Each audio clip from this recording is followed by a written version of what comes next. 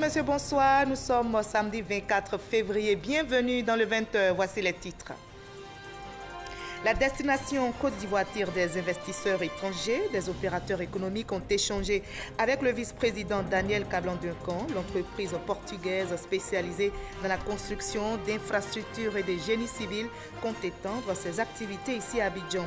L'État de Côte d'Ivoire, dans sa politique de faciliter le logement à l'ensemble des populations ivoiriennes, vient de prendre d'importantes décisions. Le taux de crédit acquéreur passe de 9 à 5,5%, un taux supportable sur un délai allant de 11 à 20 ans.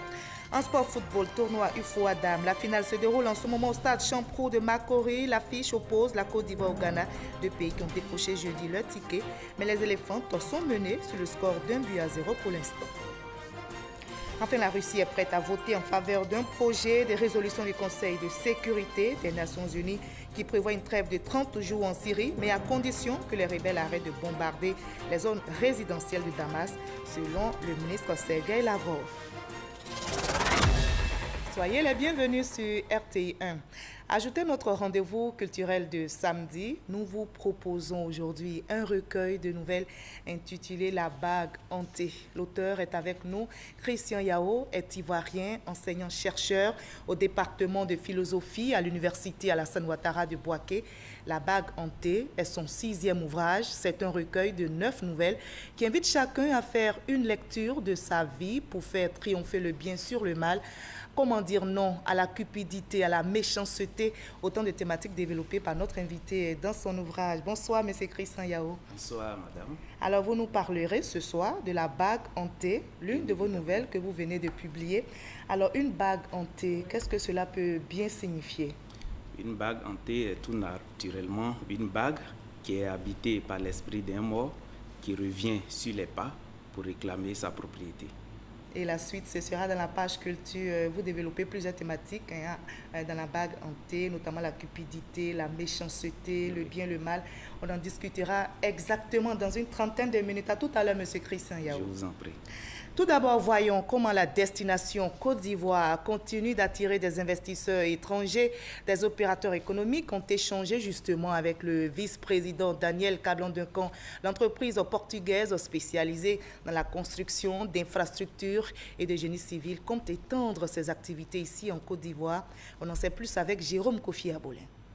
Mota Engil est une entreprise portugaise de BTP, principalement spécialisée dans la construction d'infrastructures et le génie civil. Dans le cadre de ses activités sur le continent, les responsables de cette structure ont été reçus ce vendredi par le vice-président de la République de Côte d'Ivoire, Daniel Cablan-Duncan. Nous sommes ici pour dire que nous sommes déjà engagés avec la construction du centre d'enfouissement et que l'acquisition des équipements s'est déjà fait et ils sont en transit à Côte d'Ivoire. Mais nous venons aussi à dire que nous voulons des autres objectifs d'être dans la construction, dans la route, dans les ponts, dans les chemins de fer. Outre la construction des routes et des chemins de fer, Mota Engil s'intéresse aussi aux activités immobilières, à l'instar de la société Westbridge, dont le président du conseil d'administration a été également reçu ce vendredi par Daniel Cablan-Duncan. Clayton James s'est dit heureux d'avoir échangé avec le vice-président ivoirien sur le partenariat entre sa structure et la Banque de l'Habitat de Côte d'Ivoire, BHCI. La banque intéressée. Notez en bref que le 55e Salon international de l'agriculture s'est ouvert aujourd'hui au parc des expositions de la Porte de Versailles de Paris jusqu'au 4 mars prochain. La Côte d'Ivoire y participe. La délégation ivoirienne est conduite par le ministre de l'Agriculture, Coulibaly Mamadou Sangafoua. Ce salon noté est une opportunité pour les milliers de visiteurs de vivre l'expérience d'une agriculture qui bouge et qui évolue. Une agriculture qui bouge, c'est justement le cas ici en Côte d'Ivoire. Le pays vient de lancer le système de récépissé d'entreposage. C'est un mécanisme par lequel les produits agricoles stockés dans les entrepôts agréés sont désormais reconnus comme garantie bancaire. Objectif, faciliter l'approvisionnement des unités de transformation agricole, en particulier celle de la filière noix de cajou. L'ancien Bakayoko nous en dit plus. Au Ce système de récépissé d'entreposage SRE va faciliter le financement des activités de production agricole, notamment les produits à cycle très court, comme la noix de cajou, en permettant aux opérateurs qui exercent l'activité de mettre en gage leur récolte. Aujourd'hui, l'ensemble du dispositif législatif et réglementaire est achevé et les conditions et procédures opérationnelles d'homologation des entrepôts, d'agrément des acteurs et de surveillance des marchandises entreposées sont réalisées. Le nouveau dispositif permettra en effet de rassurer toute la chaîne des valeurs agricoles. D'abord, les producteurs pour la livraison de leurs récoltes aux gestionnaires d'entrepôts, moyennant un récépissé. Récépissé qui pourra servir de garantie de prêt auprès des banques. Ensuite, les transformateurs quant à la disponibilité du produit en quantité et en qualité dans les entrepôts. Enfin, les banquiers pour la mise à disposition des ressources grâce à l'assurance du système d'entreposage. Le SRE constitue une réponse efficace à la problématique du financement de la production agricole et de la transformation locale des matières premières. Dans la mise en place du nouveau système, le groupe de la Banque mondiale est en première ligne à travers un accompagnement technique et financier. Le 10 avril, le Conseil de la Banque mondiale devrait approuver un projet de 200 millions de dollars pour la transformation de l'anacarde. Et un des composants importants, c'est justement la construction de plusieurs centaines d'entrepôts. Même si la noix de cajou constitue la première production éligible au projet pilote, le système de récépissé d'entreposage devrait à terme être étendu à 17 autres spéculations agricoles. Les lignes bougent aussi du côté du logement en Côte d'Ivoire. Le gouvernement, dans sa politique de faciliter le logement à l'ensemble des populations ivoiriennes, vient de prendre d'importantes décisions. Le taux de crédit acquéreur passe de 9 à 5,5%, un taux supportable sur un délai allant de 11 à 20 ans. Mamadou Kouassi. Le taux d'intérêt du crédit acquéreur des banques de Côte d'Ivoire passe de 9,5% à un taux unique de 5,5%. C'est ce que décide le gouvernement à travers la signature d'un document avec l'Association des professionnels de banques et établissements financiers de Côte d'Ivoire. Ce document fait partie des nouvelles conditions applicables au guichet du compte de mobilisation pour l'habitat. Et si les banques ont des difficultés, elles se retournent vers le compte de mobilisation pour l'habitat pour se refinancer à 2%. Donc l'un dans l'autre, le coût à supporter par la banque sera environ, il y a une marge d'environ 3,5%.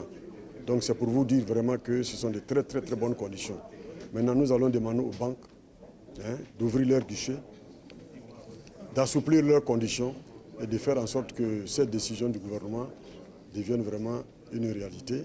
Selon le ministre en charge de la construction, ces nouvelles dispositions permettront à l'Ivoirien moyen de bénéficier de crédits bancaires afin de disposer d'une maison, chose qui devrait booster la politique de logements sociaux. Le gouvernement entend activer 4 leviers essentiels. Premièrement, la maîtrise, la sécurisation et la bonne gestion du foncier. Deuxièmement, l'industrialisation de la chaîne de production des logements. Troisièmement, le recours à des promoteurs plus performants avec des capacités techniques et financières avérées. Et quatrièmement, la dynamisation des instruments financiers dédiés au secteur de l'habitat, plus précisément le Fonds social de l'habitat, le compte de mobilisation de l'habitat et le compte des terrains urbains. Les responsables de banques et établissements financiers se disent satisfaits pour ces dispositions. Ils entendent accompagner la population et les entreprises de construction dans l'atteinte des 150 000 logements sociaux pour la période 2016-2020.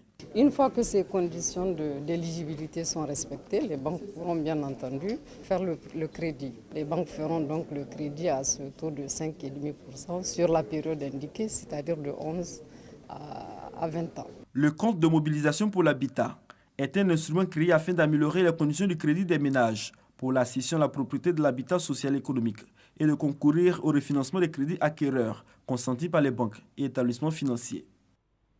On reste dans le domaine de l'habitat. Le Conseil national de l'Ordre des architectes de Côte d'Ivoire affiche sa détermination à améliorer le cadre de vie des populations.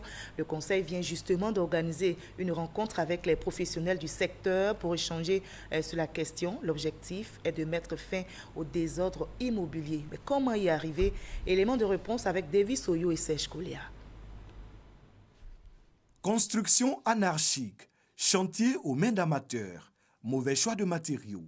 Selon les experts, les règles d'habitat sont souvent foulées aux pieds par des entrepreneurs, souvent en déphasage avec les normes architecturales en Côte d'Ivoire. Les conséquences sont nombreuses. Effondrement d'immeubles, inondations dans des quartiers. Face à ce tableau sombre, les architectes ont décidé de réagir. Le Conseil national de l'Ordre des architectes de Côte d'Ivoire prend l'engagement de s'impliquer davantage dans l'amélioration du cadre de vie des populations. Souvent, les entreprises font courir le bruit que vous n'avez pas besoin d'architectes. Mais parce que l'entreprise est là pour faire des bénéfices. C'est normal. Mais l'entreprise a besoin d'être suivie. Et l'entreprise doit être suivie par un architecte, notamment celui qui a conçu le projet. Parce que si nous supervisons le travail et que nous nous rendons compte qu'il y a des défauts, ces défauts doivent être repris, non pas aux frais du client, mais aux frais de l'entreprise. Selon le Conseil national de l'Ordre des architectes de Côte d'Ivoire, seulement 10% des marchés publics sont exécutés par les professionnels de l'architecture. Le Conseil entend œuvrer pour l'augmentation de cette part de marché et lutter contre la prolifération de projets sans architecte. Sa stratégie, sensibiliser la population et offrir des prestations de services aux opérateurs du domaine de la construction. Créé en 1970, le Conseil national de l'Ordre des architectes de Côte d'Ivoire a 47 ans aujourd'hui. Élu en janvier 2018 à la tête du 9e bureau, Aboulaye Dieng et son équipe se disent déterminés à rapprocher l'architecte du grand public. 15 étudiants, dont 9 filles de l'école supérieure des mines et géologie, ont reçu des bourses et du matériel informatique dans le cadre du Fonds à la formation minière. Le coût total de ce don du ministère de l'Industrie et des Mines s'élève à 35 millions de francs CFA. L'initiative vise à soutenir les étudiants, mais surtout à promouvoir le genre dans cette filière. Nadia Ega, chef connaît pour le reportage. Un ordinateur portable, un abonnement Internet de 1 an et une enveloppe de 500 000 francs CFA pour le cycle ingénieur et 250 000 francs CFA pour le cycle court. C'est le contenu de la bourse octroyée à chaque récipiendaire. Une récompense à forte portée pour ses bénéficiaires. C'est d'abord une immense joie pour nous de recevoir ce prix. Tout se fait actuellement par la technologie. Voilà, donc il nous fallait des matériels technologiques pour pouvoir travailler. Et c'est ce que le ministre vient de nous donner. Je suis vraiment très heureuse d'avoir reçu cette bourse en ce jour. Elle est vraiment très importante parce qu'on se rend compte que l'État est prêt à nous soutenir si nous-mêmes nous sommes disposés à travailler. Chaque année, jusqu'à la fin de leur formation, ces étudiants verront leur bourse renouvelée à condition d'obtenir une moyenne supérieure ou égale à 13. Une façon de les emmener à redoubler d'efforts afin de développer leurs compétences et maintenir le cap d'excellence de l'école. Il faut qu'ils persévèrent dans cette voie afin que notre école puisse attirer davantage les meilleurs élèves de notre pays, mais aussi les meilleurs élèves de notre continent. Pour Jean-Claude Brault, ministre de l'Industrie et des Mines, le pari est plus grand. Il mise sur ces jeunes pour l'avenir du secteur minier ivoirien. Et notre ambition est encore d'aller plus loin dans ce domaine. Tous ces développements dans le secteur minier demandent des personnes compétentes pour pouvoir effectivement soutenir ce développement et ces investissements. Ce sont des sacrifices que vous consentez aujourd'hui, mais c'est pour construire demain. À la fin du cycle ingénieur, les étudiants les plus méritants bénéficieront de nouvelles bourses, cette fois pour des études à l'étranger. Un autre volet de ce fonds de formation minière. Cette fois-ci, ce sont des cadres des administrations nationales et sous-régionales qui ont aussi reçu leur diplôme en gestion de la politique économique. Cette formation continue de 12 mois est une initiative de la Banque mondiale pour aider les pays africains dans le renforcement des capacités des cadres de leurs administrations. Nadia Ega, chef connaît. Ce sont 51 auditeurs, dont 39 ivoiriens et 12 ressortissants de la sous-région qui ont reçu leur diplôme de fin de formation au programme en gestion de la politique économique GPE. Une distinction qui vient couronner 12 mois de formation. Je suis très heureuse d'avoir fait la formation jusqu'au bout. Ce n'était pas du tout facile, surtout pour des gens comme nous qui avons déjà fait l'administration. Nous serons plus efficaces dans les tâches qui nous seront confiées. Cela pourrait nous offrir d'autres perspectives, histoire de contribuer au développement de notre pays et partant de l'Afrique.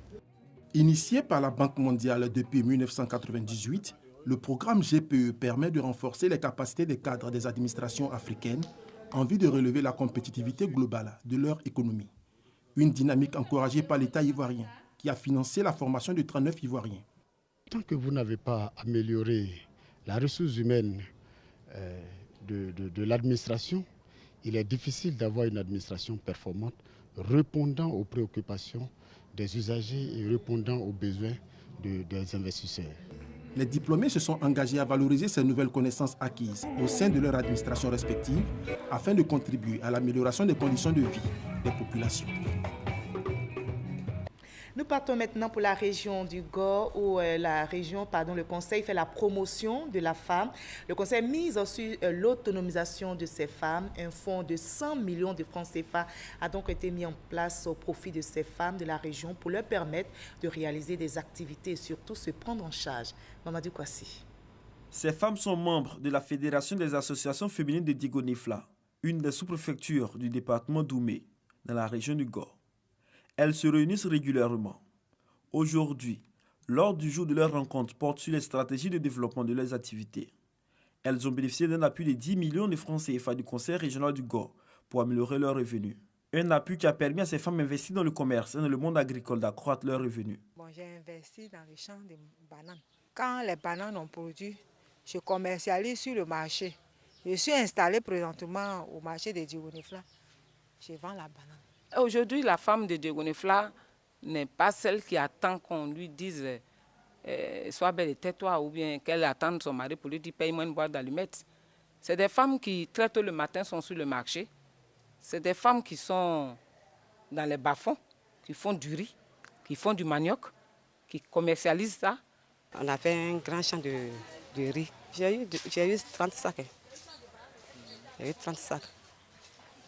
C'est ça que je nourris les enfants. Mais c'est sans compter avec les difficultés que ces femmes rencontrent l'exercice de leurs activités. Nous avons sémé 1 hectare de maïs. Malheureusement, les bœufs ont détruit tout le champ. Donc ce champ n'a pas pu aboutir. Mais le premier champ de manioc, là, on a souffert avec les bœufs. Mais quand même, ça a donné. Et dernièrement, on a déterré. On a eu l'argent. Parce que souvent, quand la femme déracine le manioc et qu'elle amène sur le marché, les femmes vendent le manioc là, elles achètent à vil prix. Ça ne nous arrange pas. Parce que c'est des prêts qu'il faut qu'on rembourse. Aujourd'hui, à Digonifla, nous avons plus de 80 hectares de manioc. Déjà bien, mais nous n'avons pas d'acheteurs.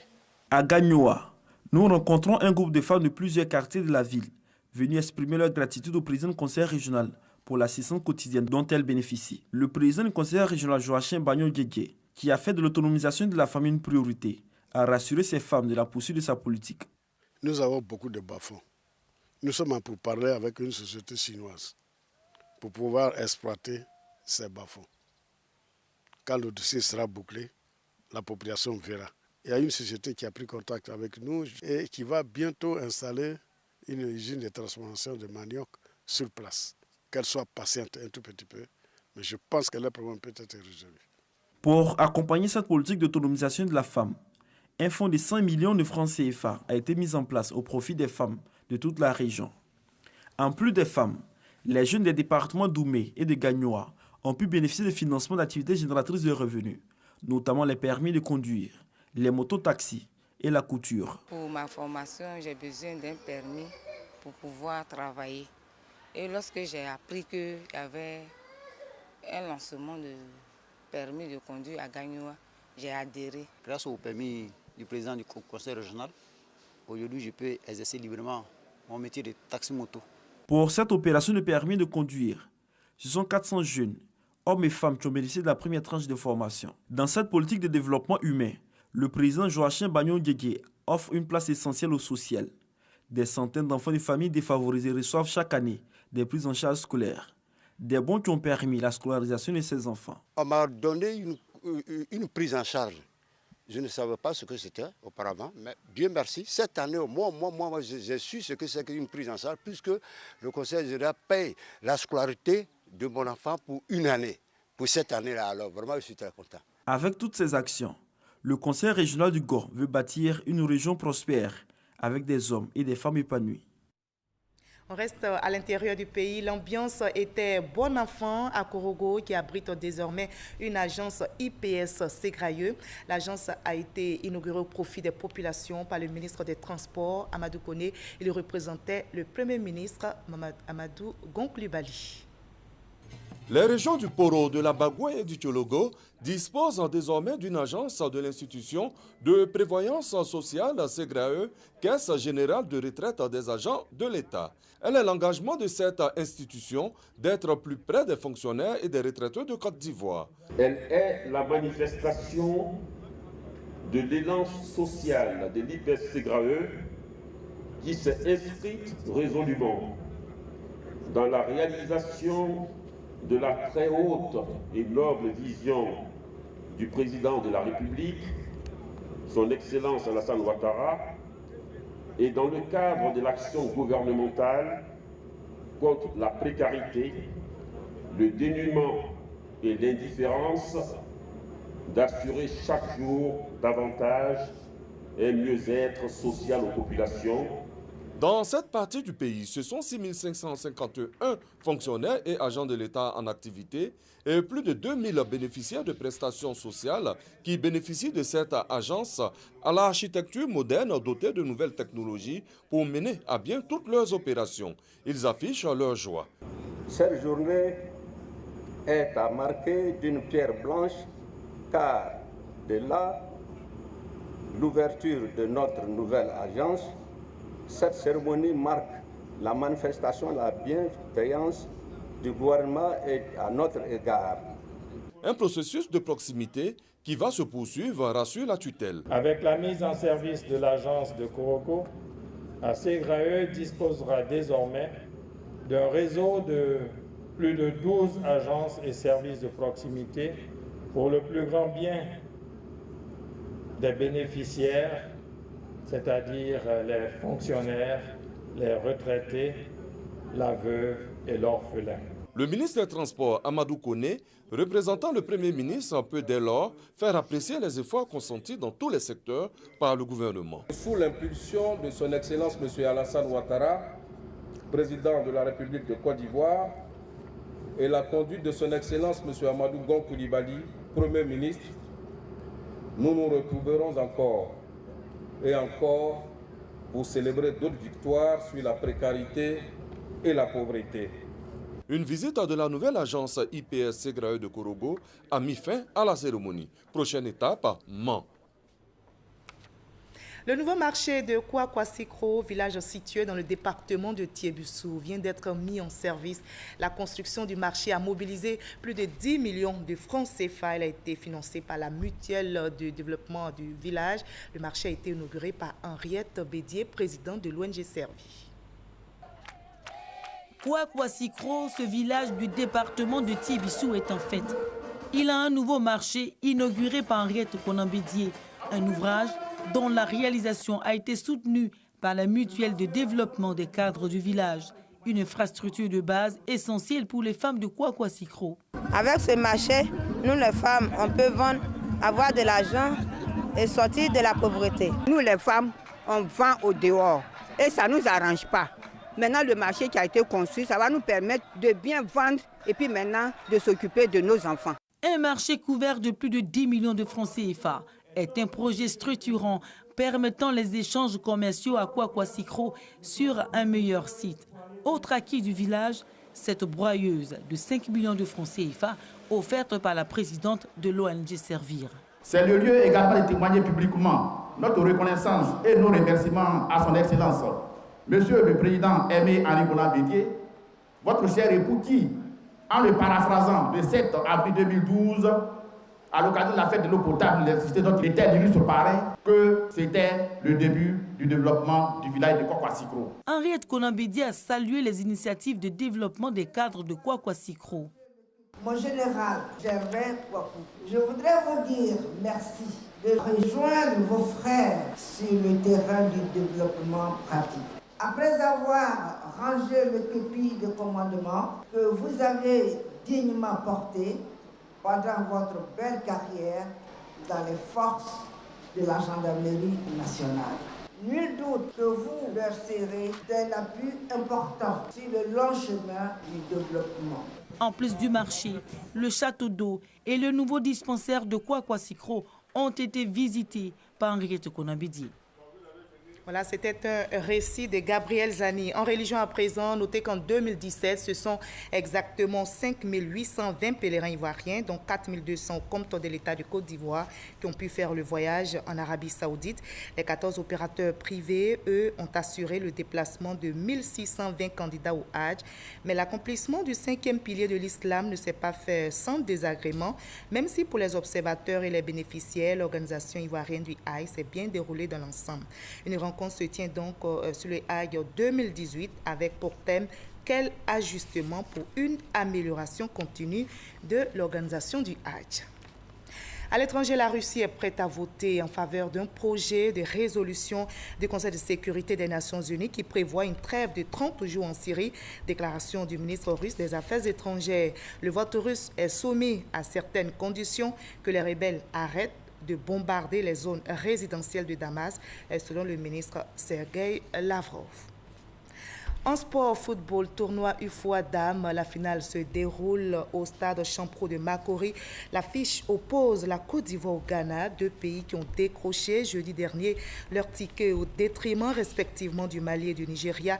Les éléphantes sont menées pour l'instant sur le score d'1-0. Les Marocains du Wydad de Casablanca ont remporté la première Super Coupe d'Afrique de leur histoire en s'imposant ce samedi même face aux Congolais du tout-puissant Mazembe, 1-0. L'ancien milieu du Nancy, Amine Tigazui, a inscrit l'unique but de la rencontre sur un coup franc à la 83e minute. Et pour refermer le chapitre sport, notez qu'en sport handball, le colonel Karaboué Aboubaka est le nouveau président de la fédération. Il succède à Joseph Ouraga. Des résultats à l'issue de l'Assemblée générale qui s'est tenue ce samedi. Le nouveau président était lors de cette élection face à Paul Blesson, Jean-Claude Boni et Ouma. Nous allons maintenant entamer la page culture de ce 20h avec les artistes de Côte d'Ivoire qui prônent la paix et la tolérance. Le Cercle des artistes pour la paix et l'émergence entendent initier cette année une tribune d'échange dénommée Tribune du Cap et un concert pour la paix. La culture de la paix et de la tolérance, c'est le leitmotiv du CAP, Cercle des artistes pour la paix et l'émergence. Cette association d'artistes et de créateurs appelle à la réconciliation autour des valeurs républicaines. Pour Noël Douré, président de cette association, chaque Ivoirien doit s'approprier le concept de l'émergence. L'émergence, selon le CAP, il ne faut pas la voir comme étant un boom économique comme on en voit partout. Il faut voir l'émergence surtout comme un état d'esprit qui habiterait chacun d'entre nous pour booster la Côte d'Ivoire vers l'avant. Les membres du CAP se sont réunis pour faire le bilan et énoncer quelques perspectives, notamment une tribune d'échange et de rencontres ainsi qu'un concert pour promouvoir la paix, surtout en cette année électorale. C'est un espace dans lequel nous allons inviter tous ceux qui veulent faire progresser la Côte d'Ivoire vers l'émergence. Notre ambition, c'est de faire en sorte que tous les fils de Côte d'Ivoire se retrouvent, et principalement les chanteurs, pour venir prendre leur part dans le processus de paix. Le Cercle des artistes pour la paix existe depuis 2016 et revendique en son sein une centaine d'artistes et de créateurs. Et on en arrive à l'entretien avec notre invité de la page culture. Bienvenue, M. Christian Yao. On parlera tout à l'heure, mais avant, voyons cet autre élément. On va suivre ensemble. Un pagne imprimé, le tissu occidental et les motifs de pagne ont été valorisés au cours d'un défilé de mode à Makori. Un défilé de mode pour valoriser l'esprit Nzassa au niveau du pagne. La styliste Marie-Brigitte Clark présente au public un cocktail de matière savamment concoctée. Du jean avec du pagne imprimé, aux différents motifs de pagne en passant par le tissu occidental. Tout y est pour faire plaisir aux spectateurs. À travers 100 modèles d'habits de femmes et d'enfants présentés en 10 tableaux, la styliste montre son savoir-faire.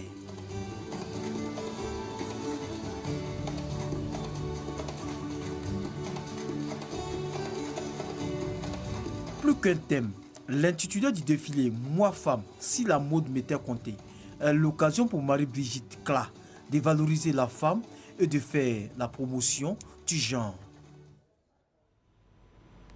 Voilà, Monsieur Christian Yao, vous êtes enseignant, chercheur, écrivain, mais vous aimez aussi la mode. Oui.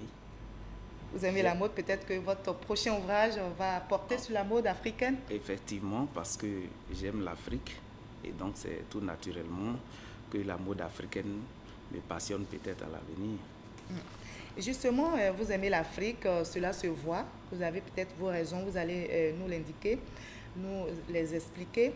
Alors, votre recueil de nouvelles commence par un poème de Cédric Marchal Kissi, oui. Afrique, mon Afrique. Pourquoi cet hommage à l'Afrique dans les premières pages de votre ouvrage? Tout à l'heure, je vous ai signifié que je suis un panafricaniste, peut-être pas trop cocardier, mais panafricaniste qui voit les choses avec beaucoup de rationalité. Et donc, c'est tout naturel que je fais appel à ce jeune auteur qui fait ses marques dans la poésie ivoirienne, de me faire juste un petit titre qui fait l'éloge de l'Afrique. Et c'est à dessein, oui. Parce que quand vous parlez de sorcellerie, vous dites que ce sont des choses qu'on voit en Afrique. Oui. Justement, la bague hantée, votre recueil de nouvelles a intéressé également notre confrère Franco Adio, qui l'a résumé pour nous. Nous allons regarder et en discuter par la suite. C'est un article de joaillerie qui se porte généralement au doigt. Une bague sur un doigt, cela va de soi. Mais Christian Yao, écrivain ivoirien, en fait un objet symbole, la bague hantée. Récit de 9 nouvelles contrastées, caractérisées par la froideur du dialogue, mais aussi par la rébellion affichée des personnages face aux dogmes sociaux. La bague hantée, c'est la 4e nouvelle dans l'œuvre éponyme qui compte aussi Folie politicienne, Oncle Nsinkan ou encore Akissi Blédia. Le discours part du vécu normal. L'écrivain décrit son époque. Mais ce discours sait se faire aussi délié et empreint de fantaisie, inspiré même des chemins tortueux dus à certains prérequis. L'auteur n'est-il pas épistémologue? Christian Yao, originaire de Botro, est en effet enseignant-chercheur au département de philosophie à l'université Alassane Ouattara de Bouaké. Il est l'auteur de 5 autres publications, dont des manuels scolaires et un essai. Alors, dites-nous pourquoi la bague de Jeanne Akassi était-elle hantée? C'est un personnage du recueil de nouvelles, la bague hantée. Oui, Jeanne Akassi est l'épouse de M. Paul Mossi, qui au préalable s'était marié avec une dame qui a perdu la vie accidentellement. Et par erreur, M. Paul Mossi n'a pas inhumé son épouse avec la bague. Pourquoi vous dites pas erreur? Peut-être que c'est sa volonté à lui? Oui, c'est sa volonté peut-être, mais je pense que c'est une erreur. Pourquoi? Parce que pour une bague et aussi pour la vie d'une personne qui se perd lors d'un accident, je pense que la bague vaut moins que la vie d'une personne. Donc, pour rendre hommage à cette femme, je pense bien qu'il aurait dû l'inhumer avec la bague. C'est justement pourquoi la défunte revient réclamer ce qui lui revient de droit. D'où la bague hantée. D'où la bague hantée. Alors, comment va se faire la délivrance de Dame Akassi, de Jeanne Akassi?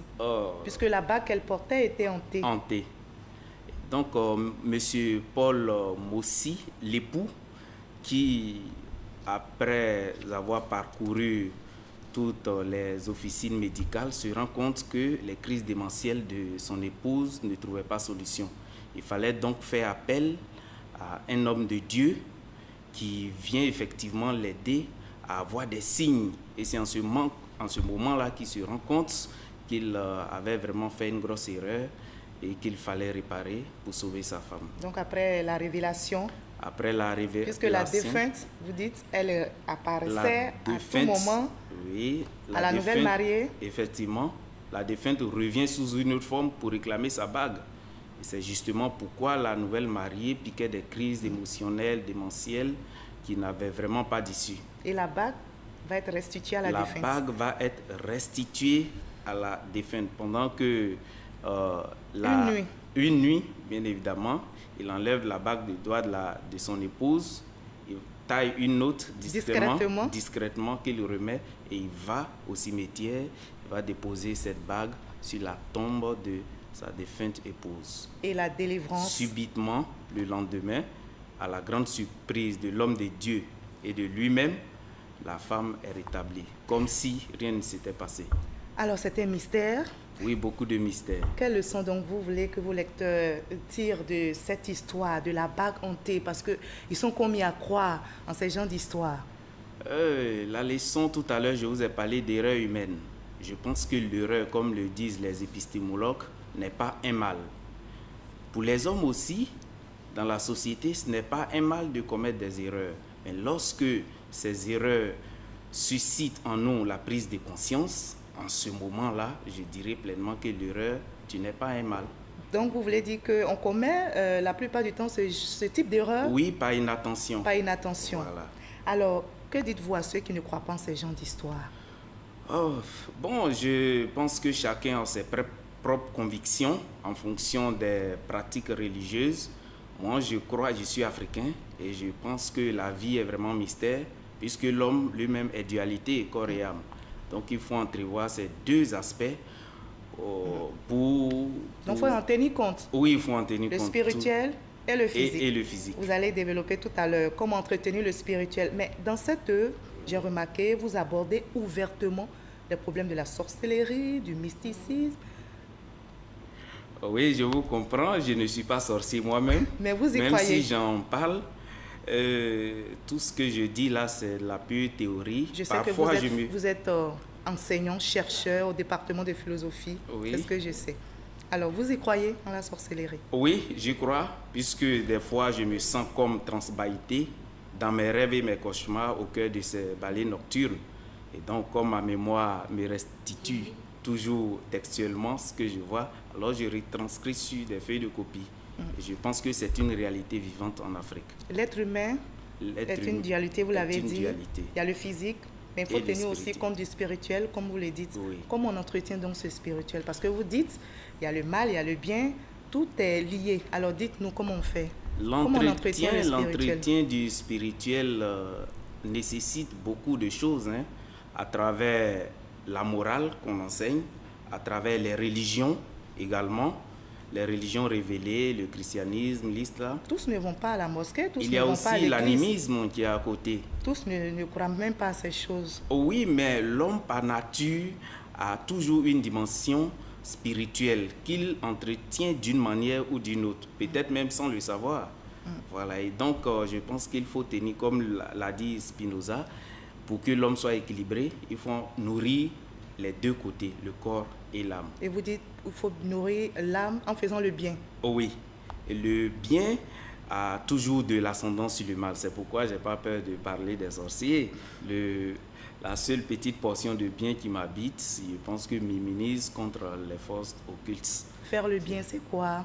Faire le bien, c'est être sociable d'abord, avoir des valeurs morales qui s'accordent avec les normes de la société, beaucoup de libéralité et penser que ce qui peut nous causer du mal ne doit pas être fait à l'autre. D'accord. Alors vous évoquez, en plus de la sorcellerie, plusieurs thèmes dans votre ouvrage, entre autres les violences sexuelles faites aux femmes, avec une nouvelle qui vraiment nous a laissé sur notre faim. 20 ans de prison, c'est le titre de cette nouvelle. Oui, la peine maximale requise contre un jeune étudiant. Oui, 20 qui s'est repenti? Oui, bien évidemment, mais je pense que cette repentance ne justifie pas qu'on amoindre cette peine, puisque c'est pleinement avec sa raison qu'il a agi ainsi.